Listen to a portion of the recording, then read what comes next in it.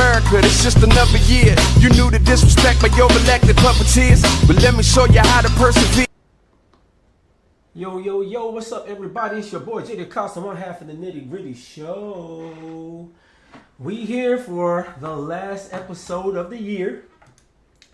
I know we took a lot of breaks towards the end, but me and Katrina had a lot going on.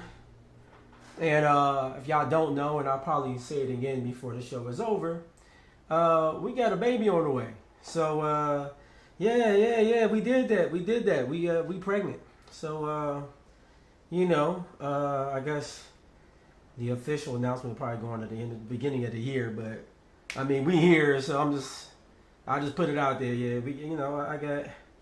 I got baby number 4 on the way. This is her first biological baby, but she already had 3 bonus babies thanks to me.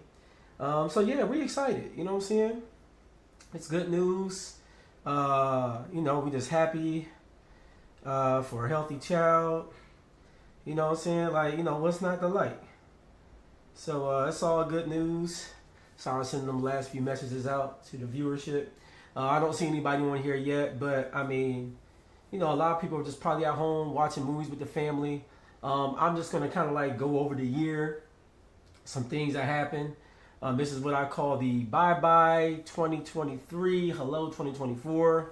Shout out some of our business sponsors we had this year. Shout out to Ford Wellness. Shout out to Plugged In Customs, holding us down a few months out of the year. Shout out to Granny Sue Records, held us down. Shout out to Out of Control Bullies. And shout out to them boys twice because y'all did y'all thing at the Bootsy Badass Dog Show in Nashville. And shout out to Bone Crusher. I guess he got biggest hit and then he came in second place for over-round extra large bullies. So shout out to you guys doing y'all thing over there at OCB. Definitely be doing y'all thing. So yeah, shout out to them. So yeah, shout out to all of our business sponsors we had this year. We really appreciate the support.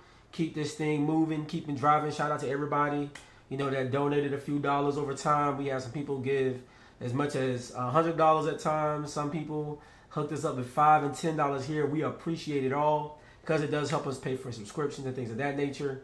So it's all good. It's all good, man. It's been a crazy year, a good year. We've had some big moments, some top moments, and we've enjoyed it all.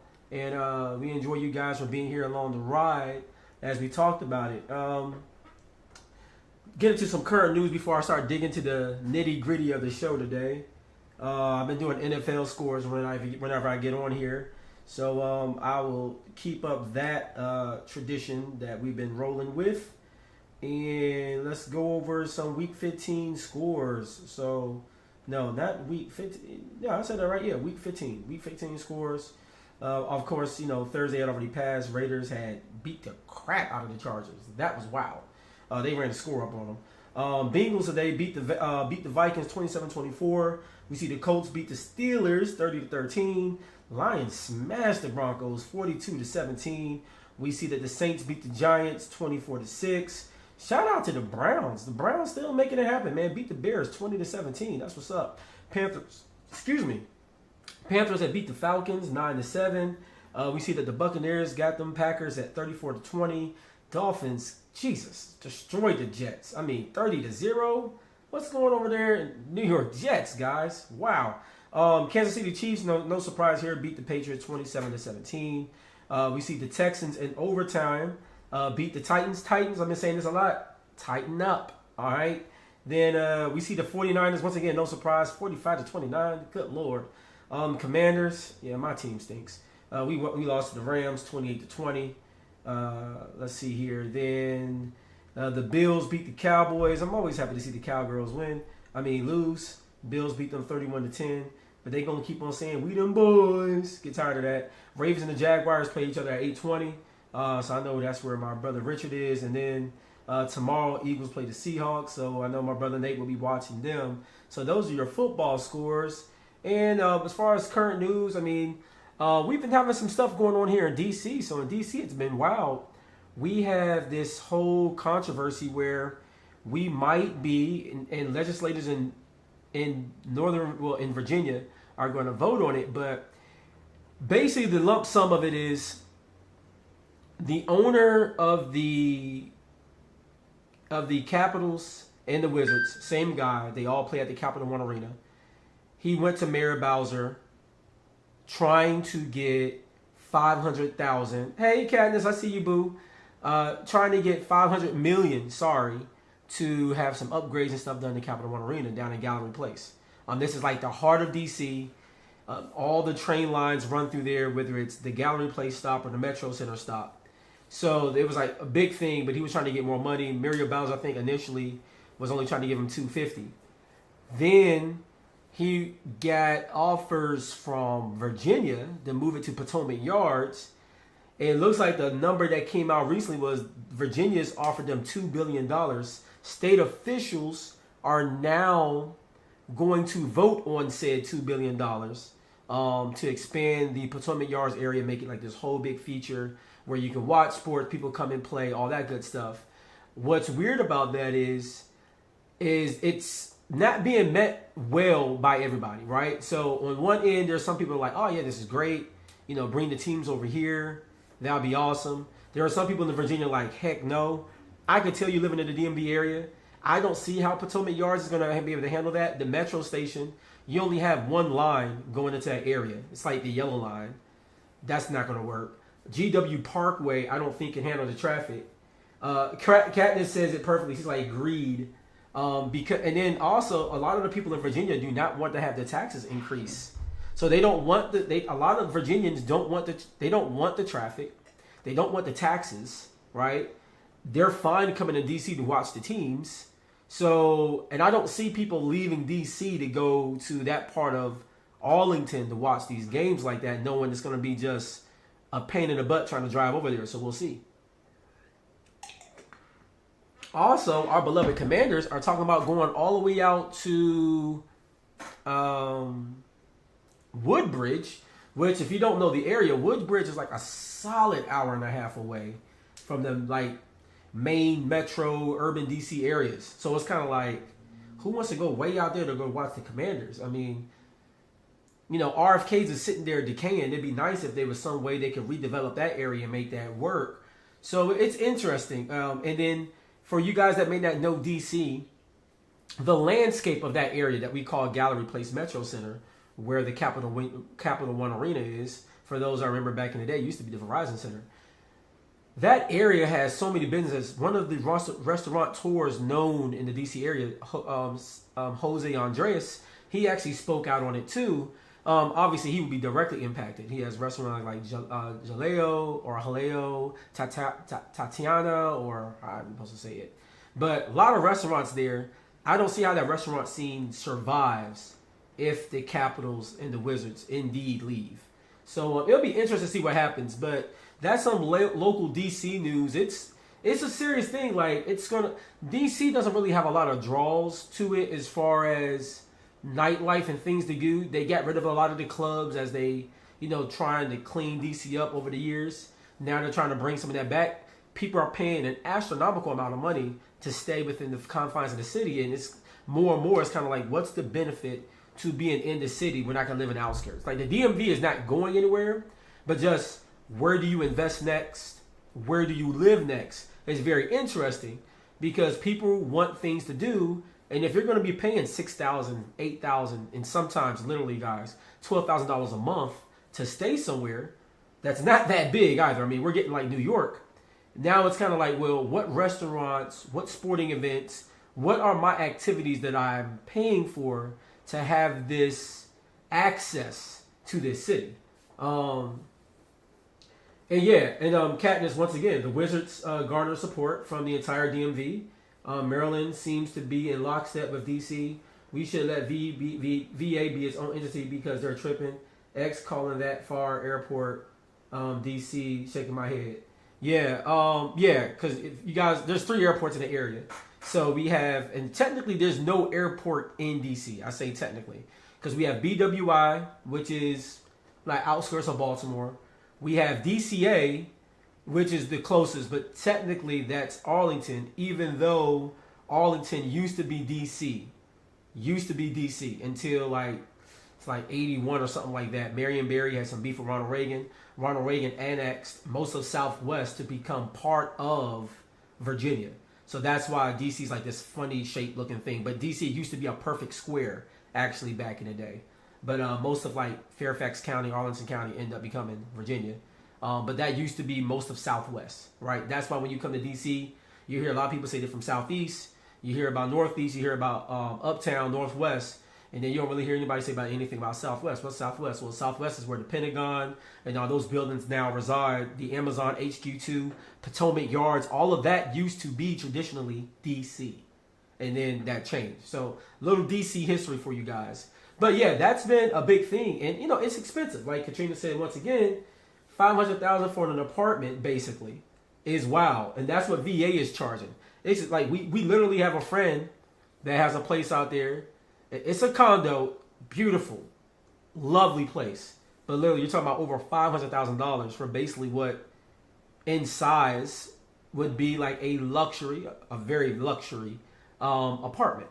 But it's expensive out there, guys. It's expensive to live here. We're not quite on the Cali and New York levels, but man, we're getting close. But at least Cali and New York has things to do. So, and I'm not by any way promoting this particular drink brand, but a brother's thirsty. I need some coffee, a little perk me up, so just mind it. I'm not trying to show the label, so. Now, if the makers of this beverage ever want to sponsor the Nitty Gritty Show, I'll flip it around and show the label. But until then, I'm going to make sure you guys don't see the label. So anyways, that's that. But, you know, I'm not going to prolong this show. We're going to actually make it a quick one. I don't have a lot of engagement tonight. I get it. We've been sporadic. I sent the text messages out, but you know, people are spending time with their family. It's the holidays. I know in Tennessee, kids are officially out for the winter break. Shout out to my babies. I'll be seeing them here soon. So that's what's up. So let's talk about sports. Some big things that happen in sports.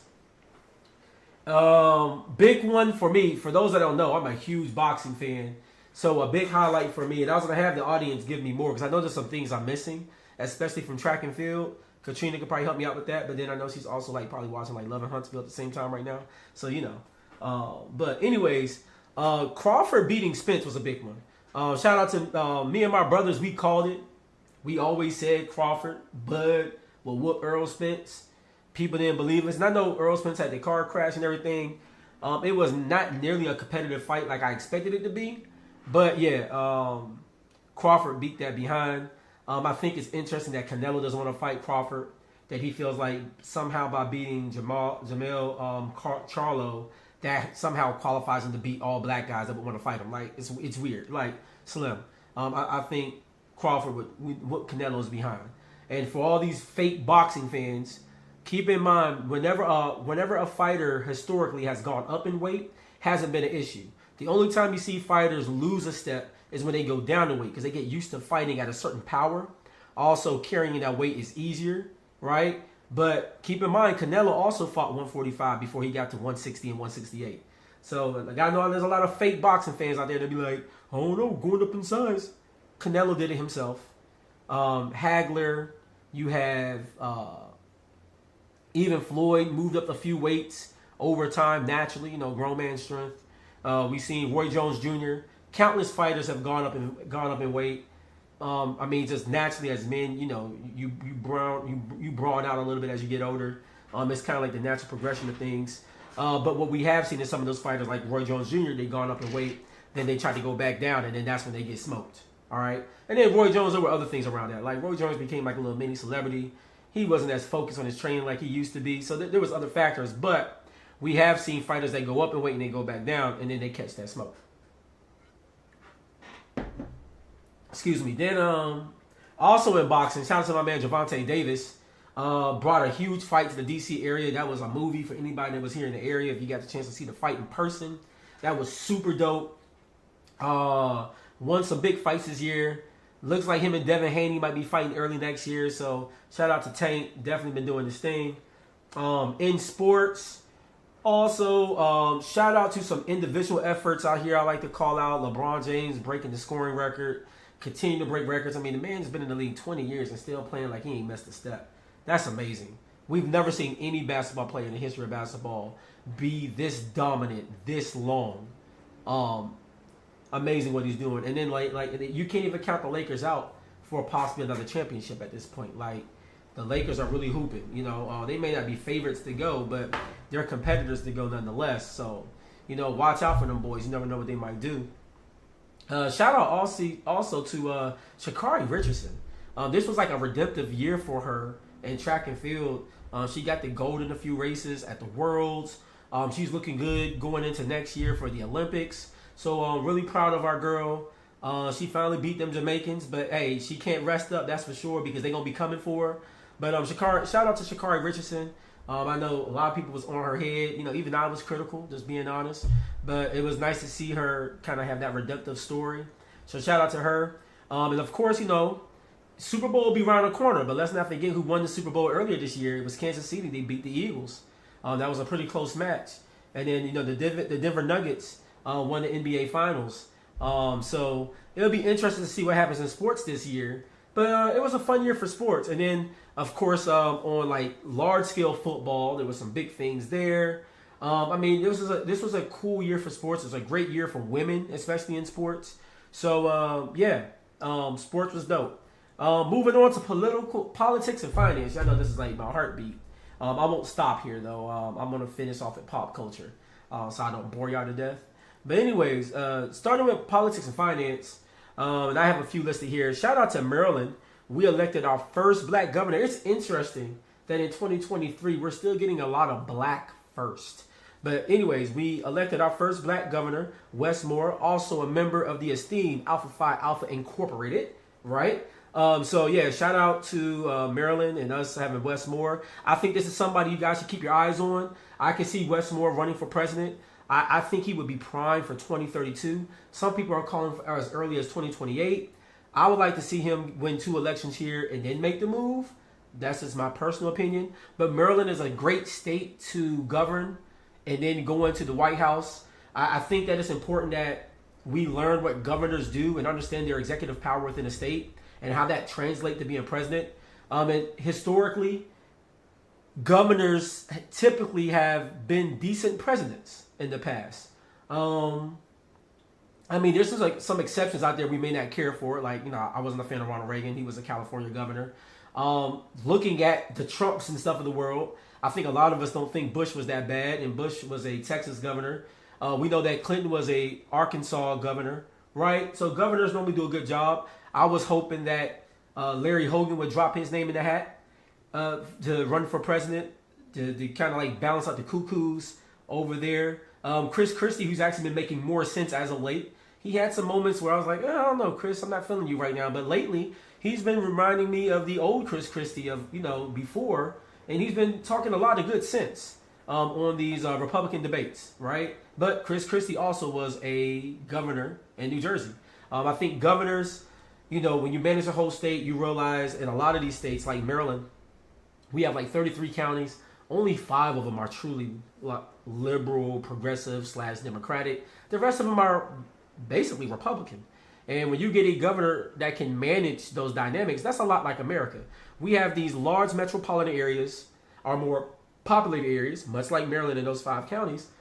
Those areas tend to be more progressive, more democratic, and you can't ostracize those areas because so many people live in those areas. So like if you look at the whole country, you know, when we start looking at New York, the Northeast, while it's small, it's still very large in population.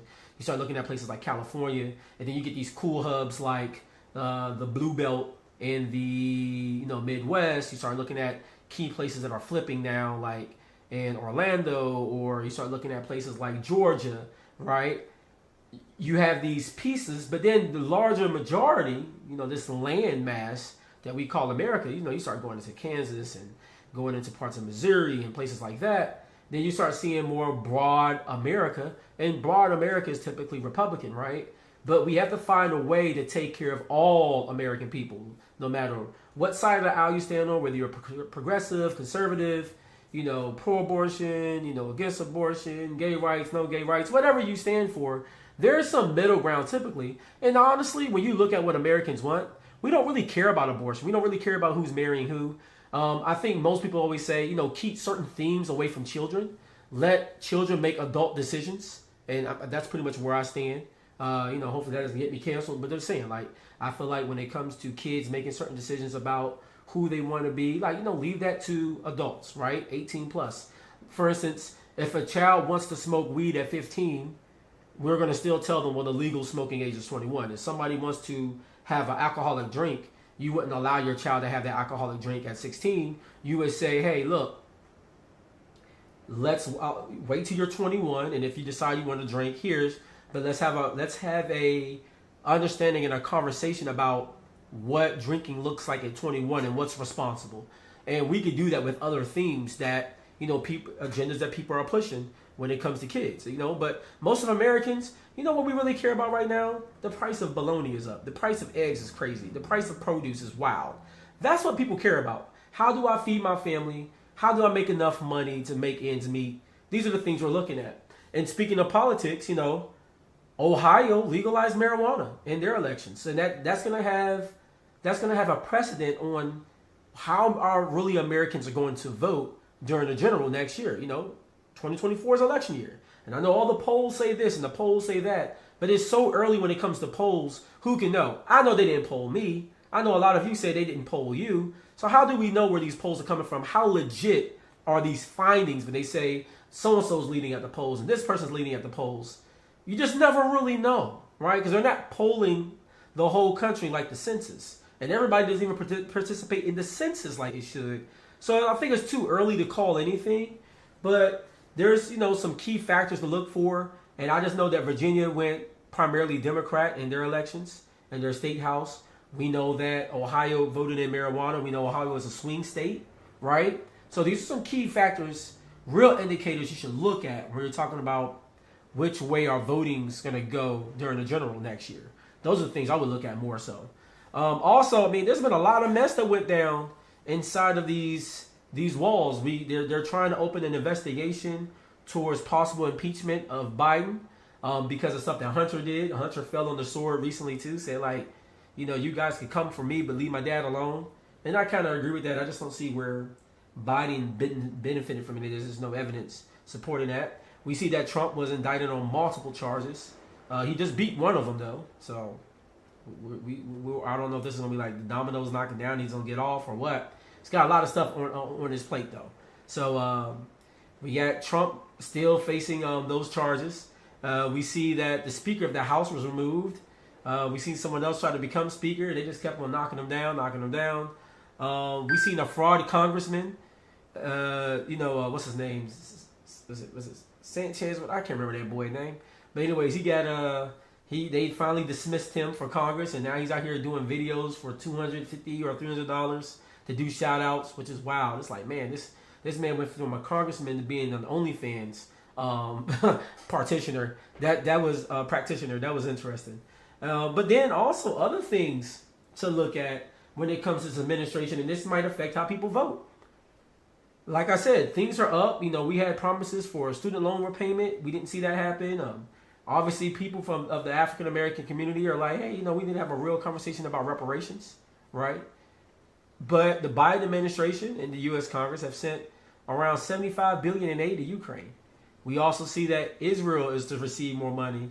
Biden's looking to add an additional $14.3 billion to payments to Israel. Keep in mind, America is actually torn as far as where we stand in this war in Israel. Some people look at Hamas as terrorists. Others say they're war fighters, right? Depends on what your politics are, what your understanding of history is, may decide which way you lean on that, right?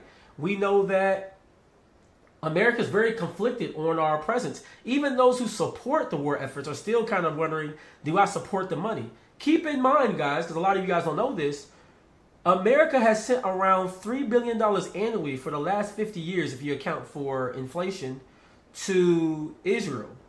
Over the last 50 years, we've been sitting on average about $3 billion annually.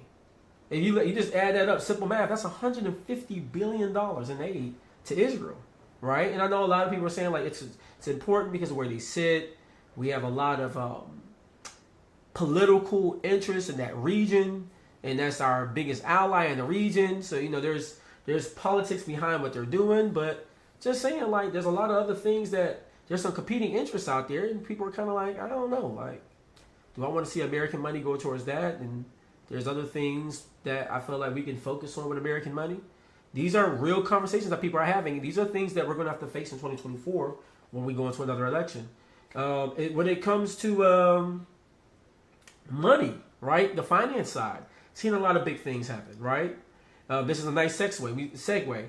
We've seen XRP, the famous Ripple. They won their case against the SEC. I think the SEC tried to refile, but they'll probably definitely run that.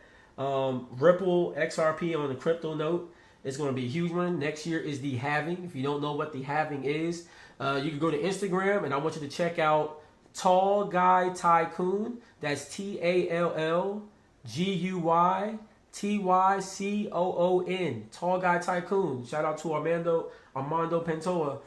We went to Austin P together. He's doing an amazing thing in things in the world of blockchain, crypto, and investing. He's helped me out with a few investments. I'm very happy that I got in early on some things. And key thing he always talks about, but go read his book. He has his group called Chestnut Checkers. Go follow him, learn some things. He can really help you out. But a key thing that we learned from Armando is that when it comes to investing, the way you're getting into the ground floor is when certain institutions and governments are investing in a thing, but everyday people aren't. So you got BlackRock and State Street. These guys are buying crypto like it's going out of style, but they know the halving is coming next year, and those prices and those values are going to shoot up. If I was to recommend any, based off this, what Armando's talking about and others like him, like Rand Noor and some of these guys that talk about crypto and these altcoins, meme coins, whatever, you can't go wrong buying Bitcoin. You should see a 7x. Based off the current value, you should see like a 7x off of that. If you buy Ethereum, you're looking at maybe a 10x or 11x increase on your money. If you buy XRP, that's still an opportunity to get like a 20 to 30x tick up opportunity. Solana is another one that might give you 7x. When I say 7x, that means 7 times your money, 10 times your money, whatever the value is. So there's some key ones out there you can buy. $2,000 can easily get you $60,000 if you buy the right coin. If you have that money to make that investment on the side versus just letting it sit in a traditional savings account. Don't be greedy, but watch the market, learn, understand what's going to be the time to sell going into 2024, and maybe consider investing a little bit in some crypto. Maybe $100 here if you have it, $1,000 here if you have it, maybe $10,000 here.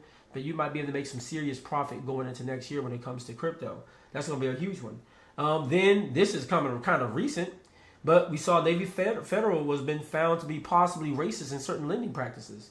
We see that a white family making $60,000 a year total income is more likely to be approved than a black family with the same rates and zip codes and all that kind of stuff making $140,000. They put out a statement saying that they don't make racist things and that they practice all protocols, but the numbers ain't lying. The numbers are not lying, so obviously something needs to be addressed. So going into 2024, I think that's going to be still leading news. You're going to probably see a lot of other bankings and large credit unions start being looked at. Like, who else is possibly guilty of some of this bad and unfair trading or lending practices? Basically like redlining. So like when black folks talk about how hard we got it, guys, we're not just making this stuff up. We're reminded constantly in 2023 and probably once again in 2024, something will happen that will remind people that, hey, we have a race issue in America, period. There's no getting away from it. Also, inflation, once again, through the roof. When it comes to jobs, things to consider next year. So, and this is kind of misleading. They talk about the tech industry is seeing huge layoffs after COVID hirings. That is true. A lot of tech companies overhired during the pandemic. There was a lot of products and solutions that were key to the pandemic that was going on. When you start looking at broadband, mobile broadband, when you looked at distance learning, things like that, and trying to solve for that, a lot of companies had to overhire to bring in devs and developers for apps, things of that nature, to kind of overhaul the needs of distance and virtual. But we still have more kids going to virtual than ever before. So there's still a need, but the call has gone down. So yes, there has been a lot of layoffs in the tech world, but the tech jobs are still there, guys. Everybody's talking about Getting this cert, everything is still focused on IT. Trust me. IT is not going anywhere. It's only going to expand.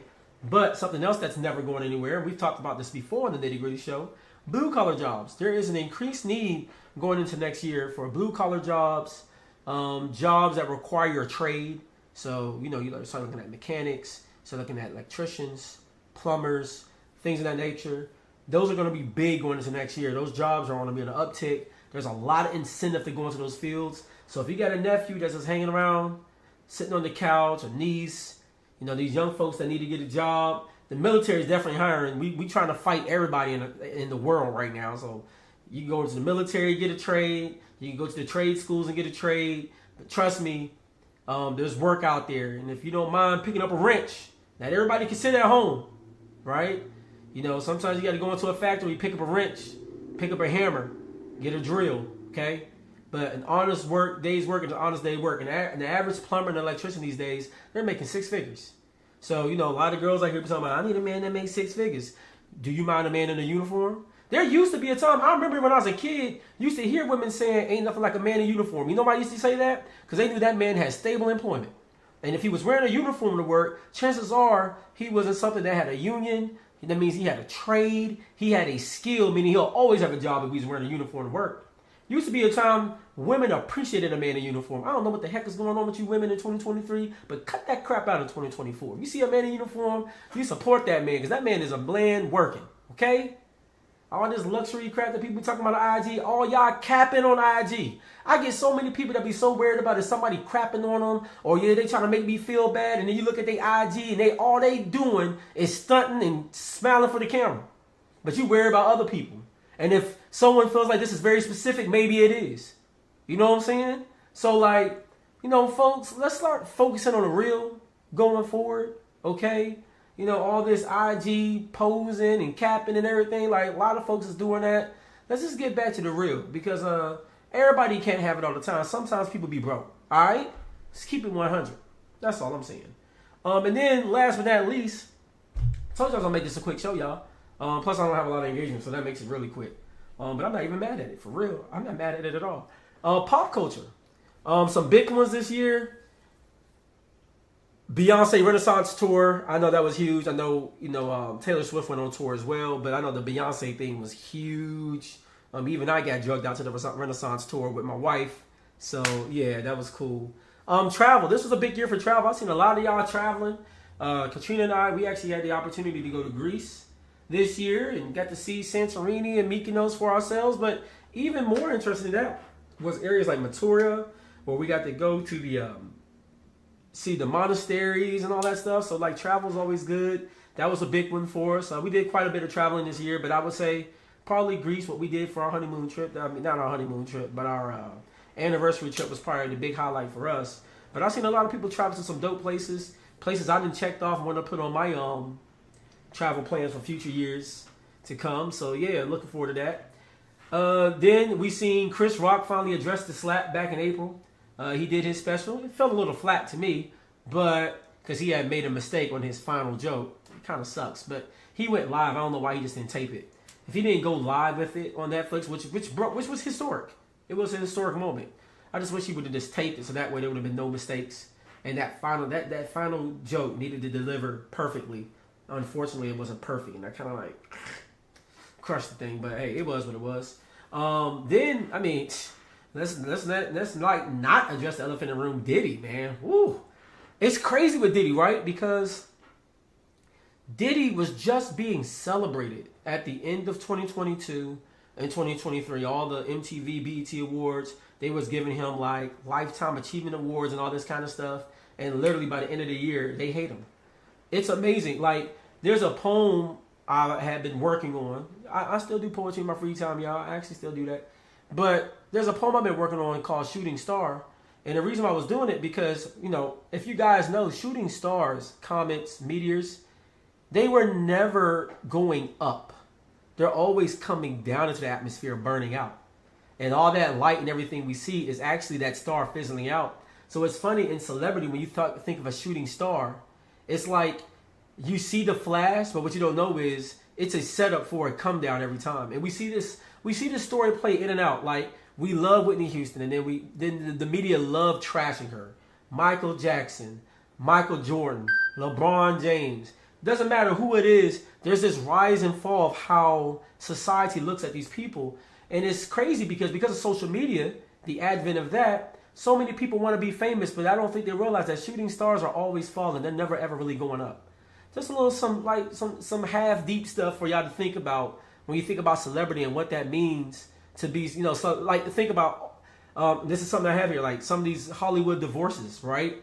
So many people getting divorced in Hollywood and breaking up. And when you look at, now there's rumors that Cardi B and Offset. Now, at first people were saying that was couples goals, relationship goals, right? When she was buying this man a brand new Lamborghini. Now they're like, oh, I wouldn't want that.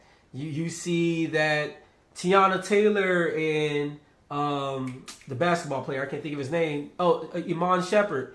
They're breaking up. But everybody said that was couples goals because they had this open relationship where they would have sex with women together, right? So everybody wanted that experience, but then they didn't. Like, I think sometimes we need to allow some of these couples to become long lasting before we jump on the bandwagon and just say, oh, that's couples goals. I mean, we see what just recently happened to, Will Smith and Jada Pinkett, right? And, that's just a society for you. They like to throw it and push these people up and they bring them down. Now everybody's talking about how Diddy's a predator. We've been seeing Diddy do some wild stuff. I mean, if you didn't see a Diddy interview, you didn't see some wild stuff pop up in just an interview, let alone the pictures that are out there. And this is not just fabricated stuff. But, everybody was celebrating Diddy when he was giving $1 million to Howard. When Diddy said, oh, I'm going to do this and I'm going to do that. He put out one of the dopest R&B albums this year. Honestly, the Diddy's Love album, that R&B album compilation, was one of the better albums that came out this year. Another album I got to shout out was Blockbuster by Busta Rhymes. That was a fire album, by the way. That joint went hard, okay? Yeah, there were some dope albums. There were some dope projects that came out this year. Those two are top of mind right now. But, and I'm sorry, my man Masego, his album was dope this year. I really love that. That song, Remembering Sundays, kept that joint on repeat for a hot minute. That joint had me in a chokehold, okay? But, yeah, like, this infatuation we have with celebrity is crazy. And then, you have young ladies out here like Sexy Red and Suki Hana. I mean, they put out some very lewd music. But when you think about it, this stuff has been going on. But the problem is we worship celebrities so much. We're dressing up our little girls like them on Halloween. And, if anybody knows anything about the lyrics Sexy Red and Suki Hana put out, I don't know if that's really appropriate to dress your 9 or 10-year-old like those individuals. Like, just saying. I don't know if that's the way you want to go. And then, of course, romance was in the air. Taylor Swift and Travis Kelce. I hear more about darn Taylor Swift watching a Kansas City game more than I hear about darn Travis Kelce actually trying to score a point. The junk is wild. Another big fad this year was FanDuel and sports betting. Guys, y'all be careful with that stuff. I mean, it's all right to spend a little $10 here, $5 here. Sometimes you can win $1,000, $500. That's not bad money. But don't look at it as something like a business. I know some people are making money from it like that. But look, man, the house always wins on that stuff, and you're not the house. So y'all be careful with that FanDuel, y'all, because I don't want y'all getting hemmed up. I ain't won nothing yet off the joint. I'll be like one thing away on my parlay from winning something. But I don't be mad because I'm only throwing $5 here. Well, I only have $50 to start when I set it up. I already blew through my little $50. I ain't ever put no more back money into it. Anybody that knows me knows I'm not a gambler. When I go to Vegas, I do blackjack because I know how to kind of like run the odds of the numbers. I'm one of those guys. I'll start off with $25 worth of $10 tables, and what I do is, if I win my $25 back, I put that in my pocket. Whatever's on the table, I keep gambling with, and when I win increments of like $50 and $100, I put it in my pocket. Once it goes in my pocket, y'all, it don't come back out. That's money. That's money made. Why would I want to risk that now? You know what I'm saying? I just made money. That's how I roll when it comes to blackjack. Like, that's the kind of gambler I am, which I'm not truly a gambler. I don't really like gambling real resources. That's just crazy. If I go to Vegas or Atlantic City, I tell myself, oh, okay, I got a budget to spend maybe $100 or $200 total on gambling, right? Once that's gone, I look at it no different than going to a movie. Hey, I paid my $15.99, $20 or whatever to get into this show or whatever. That's that money gone. I ain't going to go try to gamble again. You feel me? Shout out to my brother. He said that's the best strategy. To me, it seems like it's the only strategy. But hey, people like to have their fun, so have their fun. As long as you don't put your bills in jeopardy, go on and do your thing. But don't put your bills in jeopardy, y'all, because that's crazy. Then also shout out to some fashion trends. Or I don't know if I'm gonna call it a shout out, but it is what it is. A lot of people was into them flower pants. Seen a lot of people rocking them little flower pants. I guess that was hot. Shout out to everybody brave enough to buy a Canada Goose coat or a Montclair, because they definitely robbing you for them joints. In DC for sure. You gotta be careful wearing a Canada Goose or a Montclair coat. They nice, they're expensive too. But I mean, if you brave enough to buy it, first of all, if you balling enough to buy it and brave enough to wear it out in these streets, hey, shout out to you for doing that. The Van Cleef bracelets was real popular. Seen a lot of people rocking them Van Cleef bracelets. Y'all, them joints ain't expensive. I know y'all see LeBron James' wife, Savannah James, and all these celebrities rocking them. Do you know a starter set for a Van Cleef is $5,000? When me and Katrina was down in Miami for my 39th birthday, we went over there in the Van Cleef store, and I'm thinking to myself, like, oh, this might be a Christmas gift. Needless to say, she don't even got to look for it under the tree. It ain't there. We got a baby on the way, too. Ain't no Van Cleef diamonds, no bracelets under that joint. You know what I'm saying? No, not today. Not today. We have competing interests going on. And $5,000 Van Cleef bracelet ain't going to be it. Maybe one day. But it ain't going to be this Christmas. I'll tell you that. And then them ugly Balenciaga shoes. Everybody be still wearing them joints. I guess that was hot this year. Can we move on from the Balenciaga? Can y'all just give us a fly shoe? Because that shoe now hot, like, at all. Like, the Y3 joints with Adidas is dope. The Y3 joint that the Adidas crossover they did with Balenciaga was cool. But most of the Balenciaga shoes are some trash, y'all. But y'all stay spending thousands of dollars. I've seen a lot of people rocking purple now, finally everywhere. They've been rocking purple out here. I see Amiri got hot like everywhere. I see a lot of people are wearing perps now. So that there was some fashion trends this year. I seen y'all. Also, when it comes to movies, last but not least, I'm gonna talk about movies. So far, the biggest movies this year, 1 through 10, and of course, the Marvel Cinematic Universe is always doing their thing. But Barbie was number one. Crazy. Like, they literally made worldwide $1.4 million and counting, technically, because they're still in some select theaters around. Then you see Super Mario Brothers is another big one.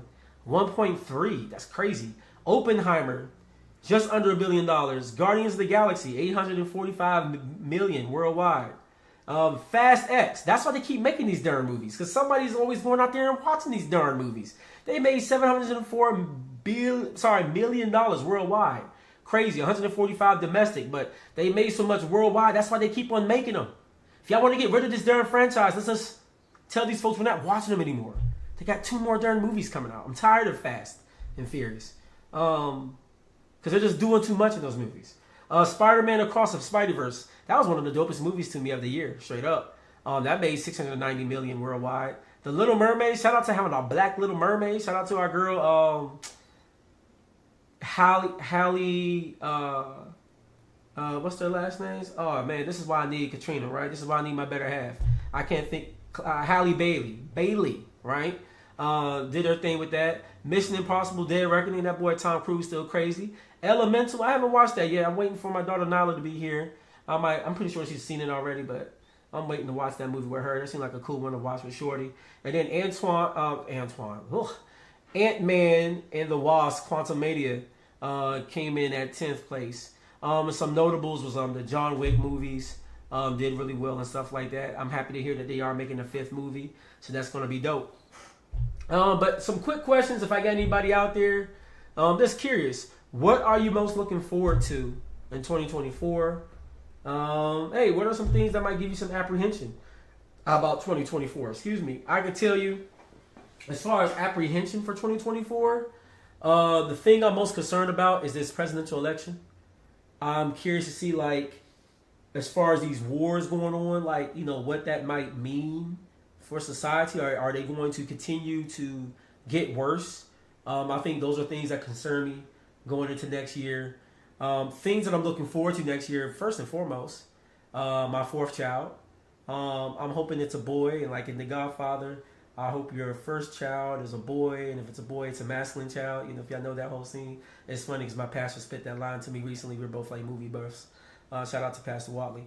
But yeah, definitely looking forward to the birth of my child. Just a healthy baby. Everybody knows I want a boy, but at the end of the day, I just want me and Katrina to have a healthy baby. We're looking forward to teaching the baby sign language, and next week the baby starts being able to hear us, so putting classical music on the stomach and all that kind of stuff. And then just, for me, this is interesting because I've had kids at every stage of my life, in my adult life. Juan and Amira came in my early 20s. Nyla literally came when I was 30. Now this child is literally coming. I'll be 40 next year by the time this child is born in June. I turn 40 in February. And so it's been this interesting growth for me personally. As a dad, unfortunately, you guys, if you watch the show, you know this. My kids don't live in proximity to me. My kids live in Tennessee with their mothers. And while I do have a relationship with them, it's not the same when they're not around you. So having an opportunity to make sure I take somebody from 0 to 18 is going to be big going into the next year. And I think me and Katrina, we've done a lot of work on ourselves as individuals. And then in marriage, we have a great thing going. We go to therapy. And these are things, once again, I'm going to say it. I've said it all this year. I'm going to continue saying it next year, so it's nothing new. This is why I always recommend young men to wait till your 30s or 40s to get married. You can always marry a little younger, if you're 35, you can marry a girl in her late 20s. If you're 40, you can marry a girl in her early 30s. It's not that big of a deal.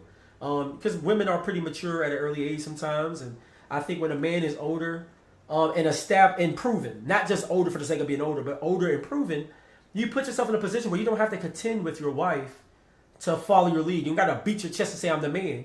Because what happens is you have proof that you're the man. You're making decent money. You're established. You ain't out here chasing skirts. A lot of the immature, boyish things you've gone past. You're a little bit more focused now. And when you start thinking about children, you're not thinking to myself like, oh my God, when this baby get here, I can't go out and kick it and have my fun. You're just looking forward to pouring in to a child. And I've been a young parent before, and I did the best I could with the skills I had at the time to pour into those children. But it's not going to be the same like now, because when I was younger, I still wanted to play basketball all day. I still wanted to play video games. I still wanted to go kick it and hang out.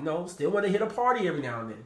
And now, I'm like, I don't do that stuff at all. So the idea of just having somebody on my lap and pouring into them, reading to them, teaching them the Word of God, teaching them things about math, science, politics, just this idea of being very intentional is amazing. So I say that just being forthright and transparent about my own life, but hopefully you can take my dumb tax, and young men will hear this and use it as a way to be better than previous generations. That's the whole point. So so definitely I'm looking forward to extending fatherhood next year. I'm excited for my wife. This is our rainbow baby, so this is a big one for us. So I thank you guys for the praying hands. Like I said, we're just praying for a healthy baby. But we'll do the gender reveal at the baby shower. And I think for those that are planning the baby shower with Katrina, if I quote this wrong, don't just charge it to my head, not my heart. But I think it's like if you're Team Malcolm, if it's a boy, it's gonna be Malcolm Xavier. It'd be like you'll bring diapers. And if your Team Zuri is an Araya, right, Katrina? Araya. Zuri Araya, then you'll bring like wipes or something like that. So we're looking forward to the baby shower gender reveal next year. That's gonna be dope. But and I'm looking forward next year just to keep things moving. We'll still do this nitty gritty show. We'll still have these conversations. Looking forward to that. Looking forward to all of you being blessed, achieving your goals and your dreams. If you guys are trying to lose weight, continue your weight journeys.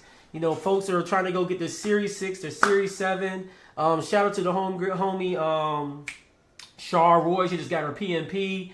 Other people might want to go to get their PMP. Some people going out there getting their scrum. Some people going to go out there and get more degrees and all that kind of stuff.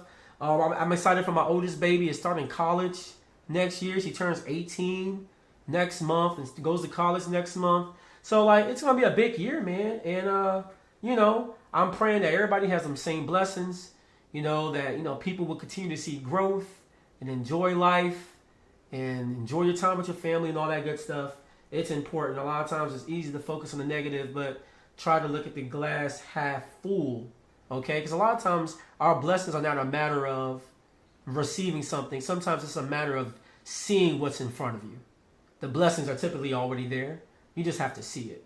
So that's the positive note I'll leave y'all out Before we leave, once again, shout out to all our business sponsors over the year. Shout out to Plugged In Customs. Shout out to For Wellness. Shout out to OCB. Shout out to Granny Sue Records holding us down throughout the year. We really appreciate you guys and all your help and your support. A couple of quick birthdays and we'll be out. I don't have any anniversaries. If you do know of an anniversary, shout it out in the comments. But I didn't have any anniversaries. But I do got some birthdays. Shout out to RJ Haskins. Just turned 40. You look good, brother. Shout out to my cousin Corey Johns. Got a birthday coming up. Shout out to my man Byron Bolter. 48. Never looked better, man. If I could look as good as you as 48, I'll be doing something right. Shout out to my man Malcolm Whitaker. Shout out to the homie Josh Simmons. Shout out to my cousin David Ross. Shout out to my homie Jimmy Hicks. His birthday is coming. He actually shares his birthday with a very special lady in my life, Katrina Hawkins. Well, it's Katrina DaCosta, but you know, I still say Hawkins because, you know, legally she uses it, you know, work, whatever. Katrina DaCosta. All right, let's keep it simple. But anyway, shout out to my baby. She'll be turning 36 on December 29th. So that's the birthdays I'll carry us out to the end of the year. Once again, guys, I thank you guys for supporting the Nitty Gritty Show. This is the last show of the year. Next Sunday, I believe, is New Year's Eve. So obviously, we're not going to do the show. I'm not going to stream going into midnight. I'm going to probably watch some movies with my baby. We're going to kick it here at the house, bringing the new year together. Maybe we might spend it with some loved ones. I'm not sure yet. But that's going to be it for us. Look, guys, thank you guys for watching again. I appreciate your love and the support. Thank you, everybody who's out in the comments. Katniss, Out of Control Bullies, Afro Jack. Appreciate you guys. Hey, peace and a bottle of hair grease. We out, y'all. I'm going to see y'all next year. Love you guys. We out.